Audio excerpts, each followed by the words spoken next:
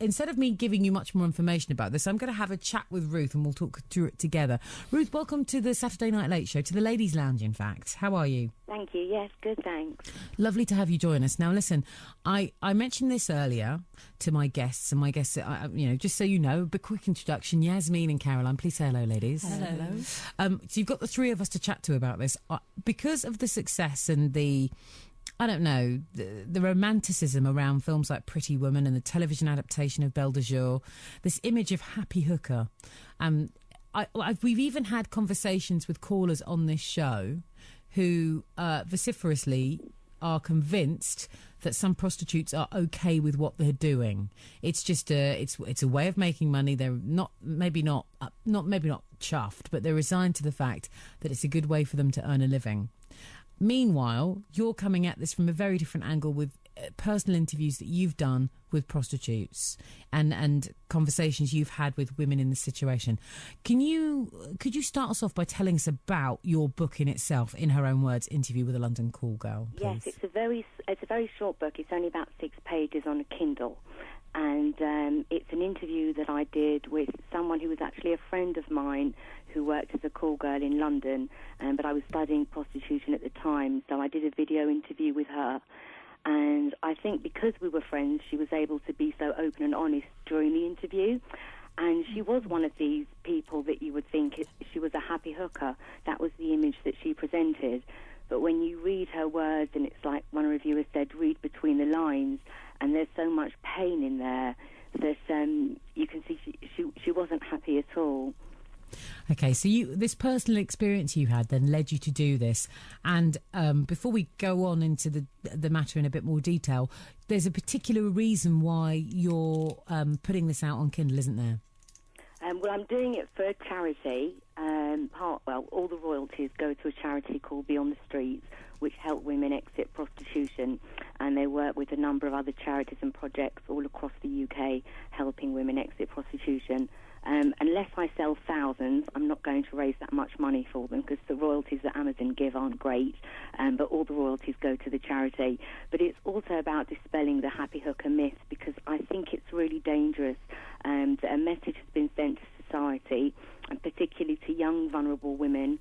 If you look at the statistics about women that enter prostitution, they've often had abuse, sexual or physical abuse as a child, and they've often been in care as well. And young women who are in those situations are being led to believe that a career as a call girl is a glamorous occupation, and it's not. I've never met a happy hooker, and the women that I speak to online who are exited women who've worked at various different sort of levels of prostitution, I've also never met happy hookers either. Okay, I put a few things to you, often referred to as the oldest profession, sex workers, many of which want to campaign in terms of legalisation, the way we approach it. I put it to you then that you're looking at it from one perspective, but that perspective isn't everybody's. Again, as I say, we've had calls from people who are convinced of the women that they interact with are fine with what they're doing. So what makes you so sure that more than just the people that you've interacted with feel this way? Well, I've interacted with an awful lot. I've also done research. I've been in touch with other organisations that are involved in research on prostitution as well. And the women that I've known who have been, have had the outside, the persona of a happy hooker, actually haven't been. It's a coping mechanism, and it's a way of dealing with the situation that you're in. For people who've read Interview with a London Call Girl, they can see how what she's saying during the interview, she's trying to turn it on its head. So she says things like, I felt like I was raped. This is when she was first forced into prostitution at 15, but she later became a call girl. She cried herself to sleep every night, felt like she'd been raped, scrubbed herself in bleach, wanted to push the men off her. But then in other paragraphs, she talks about it's a buzz. I get a buzz out of it. It's a control thing. I live in a fantasy land. I want to stay in this fantasy land as long as I can. So it's it's a damage. It's real psychological damage that's done in childhood that generally enables women to enter the profession, and then the coping mechanism to keep them in there is to tell themselves, how it's okay. Okay, that's in itself really interesting. We do talk in terms of journalism even on BBC London 94.9, trafficking women into this kind of prostitution is seen and considered to be and dealt with by police as a crime. When we think about the wider aspects of prostitution, it's curb crawling is a crime.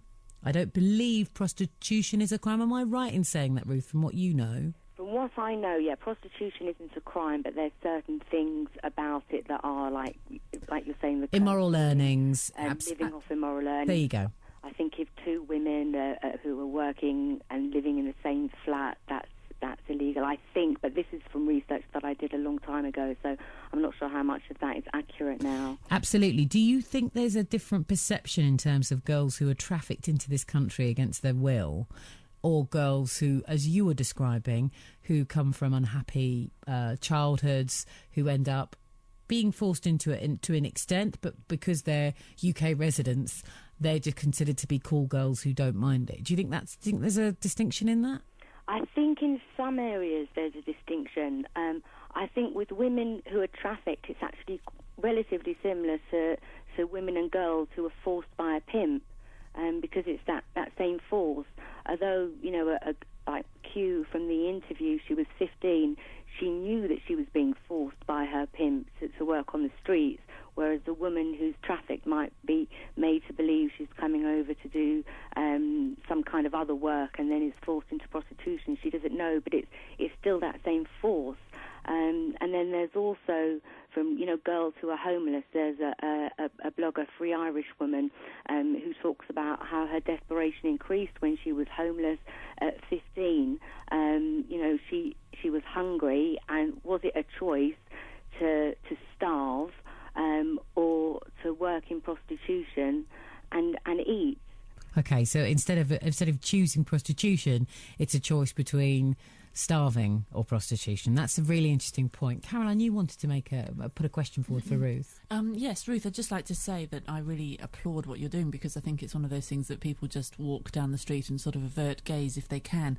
But I'm curious as to what you're hoping to achieve, if you do feel so strongly that obviously people, even the ones pretending to enjoy themselves, in fact aren't.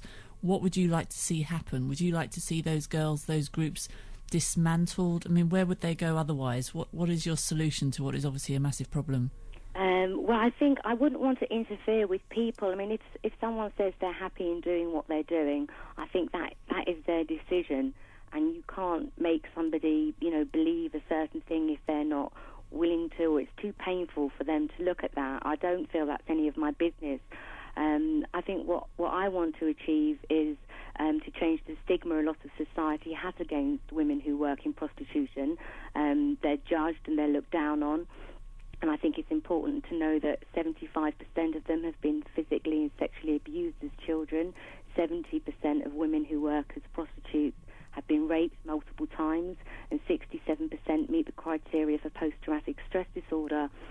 So I'd like to change the stigma some of society has against women who work in prostitution, and for them to get an understanding of who these women are and the pain that they've gone through, often in childhood and often in their current lives. And then for any young women who are considering entering prostitution, believing that being a call girl is glamorous, I would like to show that isn't the truth.